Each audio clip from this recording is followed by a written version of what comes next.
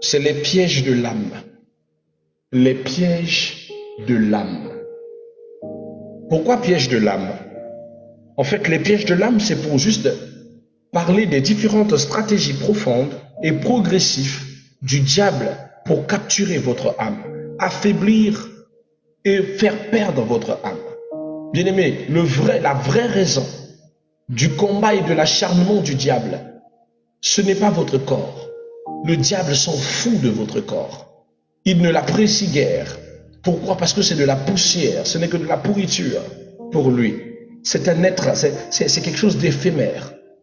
Mais ce que le diable chérit en vous, en nous, c'est ce que Dieu chérit aussi en nous. Et cette chose la plus précieuse que vous avez dans votre corps, que le diable aime, que le diable chérit, que le diable veut à tout prix, de la même manière que l'Éternel, c'est votre âme.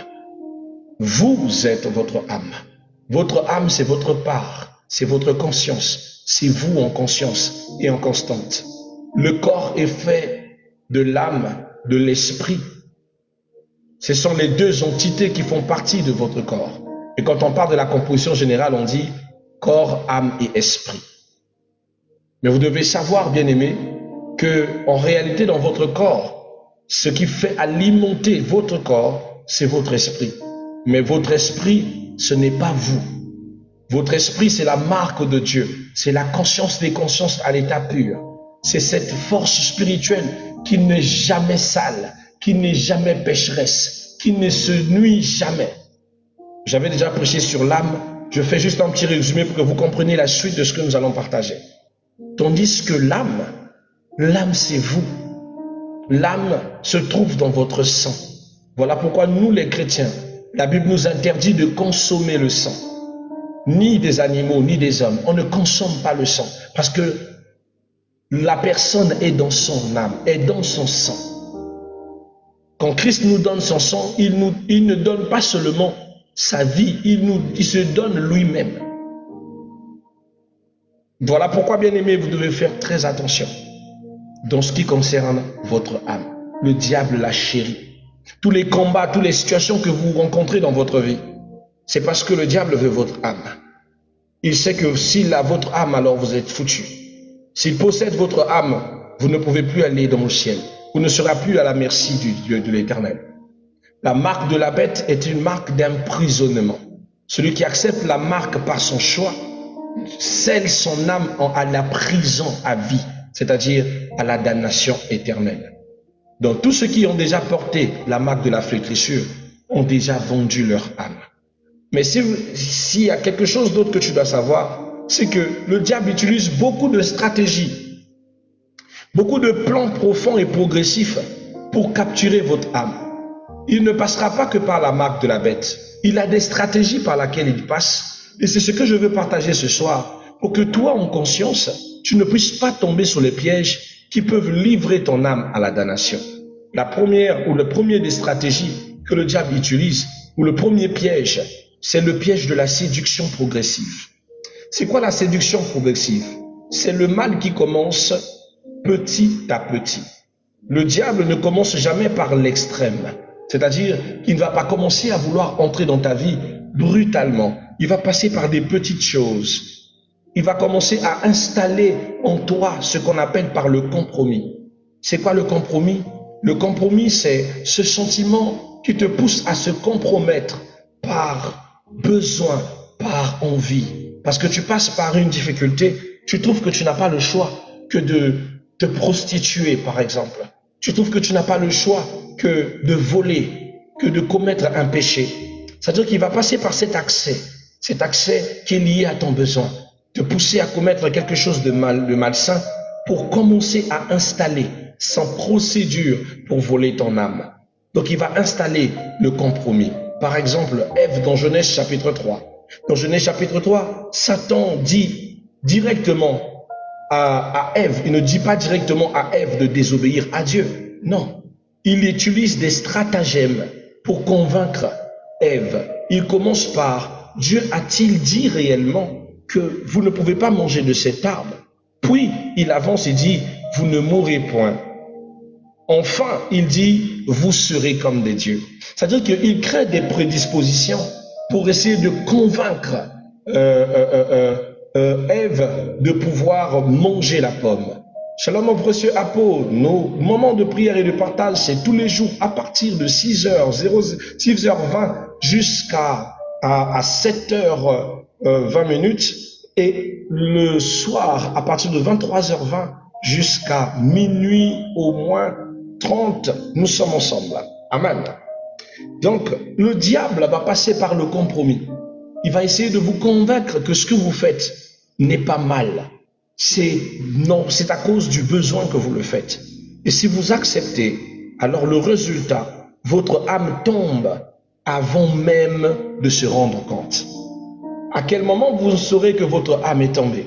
Lorsque le mal que vous faites qu'hier vous répugnait devient naturel. Lorsque se compromettre n'est plus un poids dans votre cœur.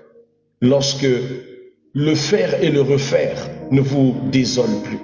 Quand par exemple quelqu'un atteint un socle de faire le mal et que le sentiment de ce mal disparaît dans son cœur, devient rationnel, bien aimé, cette personne a perdu son âme. Parce que l'âme a tout le sentiment de l'humanité, ce sentiment de reproche, ce sentiment de culpabilité. Quand vous perdez votre âme, la culpabilité disparaît. C'est à cause de ce sentiment qui a disparu dans le cœur de ceux qui sont dans les loges maçonniques, qui n'ont pas peur de sacrifier même leurs propres enfants, de vendre leurs femmes, de détruire la vie des autres, parce que dans leur cœur, dans leur corps, il n'y a plus d'âme. C'est l'âme qui donne le sentiment de tristesse, c'est l'âme qui donne le sentiment d'aimer. Leur propre amour propre a disparu parce qu'ils ont cédé au compromis. Je vous en prie, ne cédez pas au compromis, car les compromis, ce sont ceux qui vont ouvrir la porte à perdre votre âme. Par exemple, lorsque vous avez une petite tolérance morale, lorsque vous êtes dans une relation ambiguë, vous savez que ça n'a aucun sens. Une relation parallèle de façon à détruire votre mariage. Lorsque par exemple vous avez une pratique que vous ne trouvez pas si grave, mais qu'elles sont énormément graves. Lorsque vous pratiquez un péché caché, mais répétez que vous ne confessez pas, que vous êtes en train de chérir, que vous dites « je vais trouver une solution pour ça », mais que ça commence à prendre le temps et que ça commence à gangréner. Bien-aimés, dites-vous qu'au fur et à mesure, vous allez commencer à normaliser cette chose. Et cette normalisation est le fait que vous êtes en train de céder votre âme au diable. La Bible dit dans Cantique des Cantiques, chapitre 2, verset 15, il dit « Prenez-nous les renards, les petits renards qui ravagent les vignes. » Une image qui montre comment le diable, qui à petit feu, par des petites choses, entre dans votre esprit, dans votre cœur, pour commencer à vous perdre, à vous pousser, à vous perdre, à vous éloigner de l'essentiel, qui est ce que Dieu vous a laissé. Amen. Alors quel est le piège derrière ce piège? Bien aimé, c'est ce qui n'est pas traité peut devenir une forteresse que le diable prendra possession. Alors ne laissez pas les compromis prendre le dessus sur vous. Le deuxième piège que nous partagerons ce soir, c'est le piège de la logique humaine contre la foi. C'est un piège très puissant. C'est le piège de ce qu'on appelle par, comment on appelle ces personnes qui cherchent toujours à tout rationaliser, à trouver la raison dans les choses de Dieu. C'est des personnes qui ne veulent pas croire que le spirituel existe et qu'il y a des forces cosmiques qui gèrent le monde. Pour lui, croire que l'atome existe, c'est normal parce que c'est écrit dans un livre. Mais que quand la Bible parle des anges, quand la Bible parle des œuvres célestes, alors c'est une utopie. Beaucoup vivent dans ça, mais c'est un piège qui fait perdre l'âme. Raisonner là où il faut croire. Et certains chrétiens tombent dans ce piège. Ils essayent de raisonner à l'endroit où leur foi doit travailler. Quelle est la stratégie satanique? C'est que le diable veut faire croire que la foi ne doit toujours pas être la logique acceptable ou moderne. Regardez un peu la conspiration qui s'est passée avec l'affaire de ce faux Noé, je ne sais, sorti d'où, qui annonce qu'il y aura la fin du monde un 25 décembre 2025, qui touche les cœurs de beaucoup de chrétiens qui ont cru en sa prophétie. Beaucoup ont quitté leur pays pour aller là-bas, pour monter dans l'arche. Parce qu'ils n'ont pas la connaissance de la Bible. Est-ce que vous savez que ce qui s'est passé aujourd'hui va créer un heurt dans le cœur de ces croyants, vont commencer à germer le doute en eux sur ce qui concerne les serviteurs de Dieu. Prochainement, s'il y a un vrai prophète qui vient avec une vraie révélation de la fin, cette personne ne sera pas prise au sérieux. À cause des aventuriers satanistes comme ce monsieur alias Noah. Mais le problème, c'est surtout l'Église. Parce que vous ne lisez pas la Bible, que vous tombez dans les pièges comme ça. Après avoir naufragé le monde par l'eau dans le livre de Genèse, chapitre 9, la Bible dit, l'Éternel se repentit d'avoir agi ainsi. Et l'Éternel jura de ne plus plonger le monde dans l'eau, c'est-à-dire de ne plus le naufrager. Dieu lui-même a lancé sa parole qu'il ne noyera plus la terre. Alors comment les gens ont pu croire en une prophétie banale, bâclée, d'un homme qui plus tard va dire que non, c'était juste une façon de... C'était plus pour préparer une publicité, pour annoncer un événement. It's the madness. Mais la foi des gens qu'il a joué avec, c'est ce genre de personnes qui poussent beaucoup de chrétiens à désactiver la foi et à commencer à mettre la raison dans leur tête. Or, bien aimé, ce n'est pas dans tout qu'on raisonne. Ce n'est pas dans tout que l'on met des raisonnements. Là où il y a la foi, il faut tout simplement croire. Là où il y a la foi, il faut ne pas du tout remettre en cause. Car la foi et la logique des hommes sur terre s'opposent diamétralement. Nous prendrons un exemple, par exemple, de Pierre dans Matthieu chapitre 16, versets 21-23, qui, Pierre raisonne humainement et dit, cela ne t'arrivera pas. Quand Jésus lui dit que voilà comment ma fin va arriver, Pierre dit, cela ne t'arrivera pas. Et Jésus répond à Pierre, arrière de moi, Satan. Une pensée bien mentionnée peut être inspirée par l'ennemi. Car pour Pierre, c'était improbable que Jésus puisse être vendu ou puisse être pendu au bois, puisse mourir. Mais Jésus lui dit des choses prophétiquement, mais lui dit ce n'est pas possible. Et Jésus dit, arrière de moi, Satan. Car c'est Satan qui essaye souvent de ramener de la logique à notre esprit. Lorsque Dieu nous dit, telle chose se fera dans ta vie. J'aime toujours rappeler souvent à ses frères ce que Dieu a fait avec moi. Quand il me dit, un 3 janvier, il me dit, tu vas te marier en décembre. Cale ces 2 dates, décembre, ces 3 dates même. Il dit le 2, le 3 et le 26 novembre sera une journée d'activation de ta grâce. Mais je n'avais rien dans mon compte. J'avais à peine 4 000 et quelques en poche et une affaire peut-être de 3 000 et quelques en banque. 3 000 francs CFA dans mon compte bancaire. Pas de travail, pas d'activité. Je vivais une saison très horrible. Mais l'Éternel te dit, voici ce que je vais faire. Si vous ne mettez pas votre confiance en l'Éternel, si vous ne mettrez pas votre foi en l'Éternel, vous allez commencer à raisonner et dire, comment cela va se passer? Comment Dieu peut me dire que je vais me marier, mais je n'ai pas le capital pour le mariage? Mais pourtant, avant d'atteindre le mois de décembre, au 6e mois, Dieu m'a fait acheter tous les articles du mariage. Ceux qui sont congolais connaissent la dette congolaise, comment ça se passe. Ce n'est pas petite affaire. Mais au 6e mois, j'avais tout le capital de tout payer. Il ne me restait que les détails à peaufiner, c'est-à-dire la cérémonie, les emplacements, la décoration, etc., etc. Et surtout que c'est tombé dans une période de pluie, donc il faut bien faire les choses pour que la pluie ne surprenne pas les gens. Ayez la foi et ne laissez pas le diable vous compromettre par des faux raisonnements pour vous pousser à douter. Aujourd'hui, nous sommes dans un ère où il y a plus d'incrédules qui préfèrent oublier les bienfaits et le témoignage que Christ a déjà fait pour eux et qui préfèrent demeurer dans leur incrédulité, le justifier, or que c'est injustifiable. Comment toi qui as déjà expérimenté la guérison, les miracles, peux-tu te mettre à penser logiquement lorsque ton Dieu marche avec toi? Alors il faut vaincre ce genre de force, ne pas les laisser prendre le dessus sur vous. Notre pression se pose la question de savoir c'est quoi le petit 2. C'est le piège de la logique humaine contre la foi. C'est une chose que vous devez repousser. Elle n'a pas sa place. Elle n'a pas à vous posséder. Nous avons des exemples. Par exemple, Dieu comprend. Ce sont les temps modernes. Ce sont des réactions que vous avez souvent. Oh, Dieu va comprendre. C'est les temps modernes qui fait ceci. Lui-même, Dieu a créé la médecine. Pourquoi je ne vais pas aller chez le médecin? Pourquoi je vais seulement croire à ma guérison? Je dois en même temps me traiter, boire les produits et en même temps faire ce que les médecins ont dit et croire que Dieu va me guérir. Pendant que Dieu, tout simplement, ce qu'il te dit, c'est tu es guéri. Crois-le.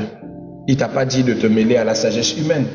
Mais c'est toi qui, par la volonté humaine, va te mettre à te mélanger à la mauvaise intelligence humaine, à vouloir réfléchir comme les humains, à douter de Dieu, à mettre Dieu selon les conditions humaines.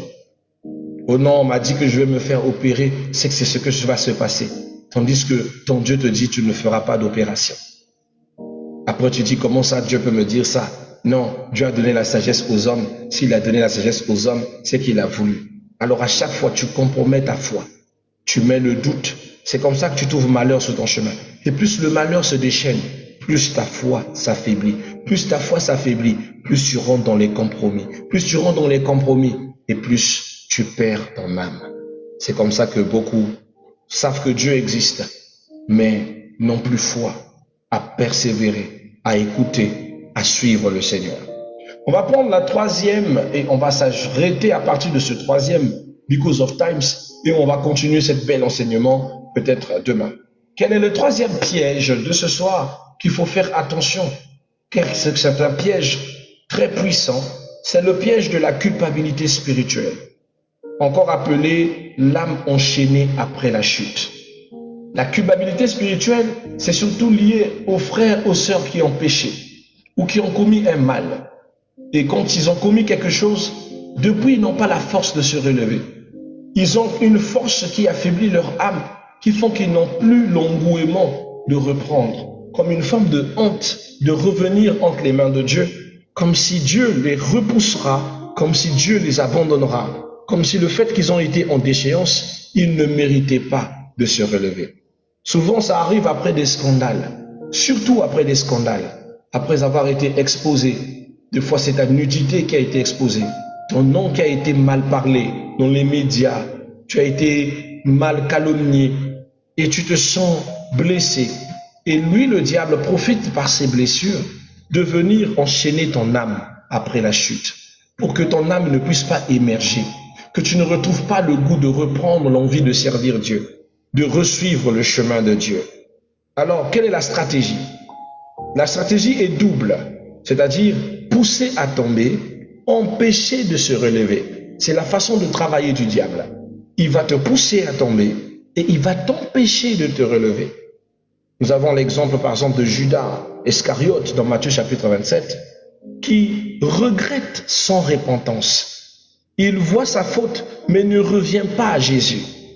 Il se condamne lui-même. Il préfère se tuer que de se repentir et venir à Jésus. Il n'a pas supporté dans son cœur d'avoir livré et d'être celui par laquelle la prophétie allait s'accomplir. En comparaison, nous avons Pierre dans Jean chapitre 21. Pierre pleure amer, mais revient vers Christ et il est restauré. Pourquoi Pierre est en train de pleurer plutôt? Il pleure parce qu'il a régné le Christ 3 fois, tel que le Christ lui avait dit. Et après s'être rendu qu'il avait régné le Christ pendant 3 fois, Pierre a pleuré et s'est repenti et est revenu à Christ. Judas pouvait aussi le faire. Mais Judas, son âme était bloquée, enchaînée par la culpabilité. Et le diable a enchaîné son âme, le poussant à faire du mal à son propre corps et surtout à son propre âme. Alléluia. Nous avons des exemples actuels de ce genre de choses où tu entendras quelqu'un dire « Dieu ne peut plus m'utiliser parce que je suis tombé, parce que je me suis souillé, parce que j'ai péché. » Tu entendras la personne dire « Je me suis trop éloigné de Dieu pour que Dieu revienne dans ma vie. » Bien-aimé, c'est toi qui le dis, hein, c'est pas Dieu. La Bible dit dans le livre de Romains chapitre 8, verset 31. J'aime bien le verset 35. Il dit, qui me séparera de l'amour de Jésus-Christ? Ni la mort, ni le sang, encore moins la nudité. Aucune force sur cette terre ne peut vous séparer de l'amour du Christ. Même si vous êtes tombé, même si vos péchés sont rouges comme la cramoisie, dit la parole, il a le don et le pouvoir de les pardonner.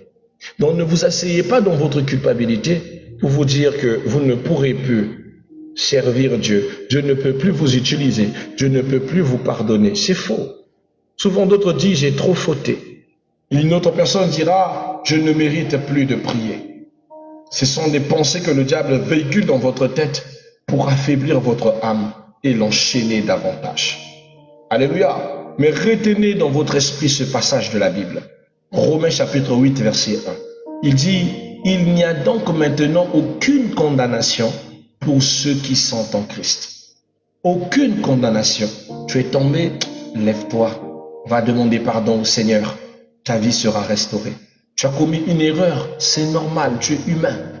Ça arrive de commettre des erreurs. Ça arrivera, mais ne reste pas sous ton erreur. Repens-toi, deviens quelqu'un de meilleur. Dieu te pardonnera et va te relever. Alléluia. Tu as commis une infidélité. Confesse-le. Confesse. Bien-aimé, tant mieux encore tu as des problèmes avec ta femme ou avec ton mari pour avoir commis cette infidélité, mais que de le garder dans ton cœur et de le laisser te détruire. Parce que ça sera pire. Ça va ruiner ton âme. Ça peut pousser ton âme au précipice et à la perte totale. Et c'est une chose que tu ne dois pas te le permettre. Amen. Le Dieu que nous servons, c'est le Dieu du pardon. Tu peux être surpris de voir comment Dieu peut restaurer une âme, pour restaurer un foyer, pour restaurer des relations. Le piège dans ce piège puissant, c'est confondre conviction et la conviction qui restaure et la condamnation qui détruit. Le plus souvent, on se dit par conviction, après avoir fauté, après être tombé, que Dieu ne va plus nous pardonner, que Dieu ne va plus nous accorder une seconde chance. Or, le Dieu que nous servons, le Dieu que nous prions, c'est le Dieu de la seconde chance. Que Dieu vous bénisse, mes bien-aimés. On va s'arrêter là ce soir, because of time, il est déjà minuit 31. Je ne vais pas déborder, je vais vous laisser le temps de vous reposer, parce que demain les activités reprennent.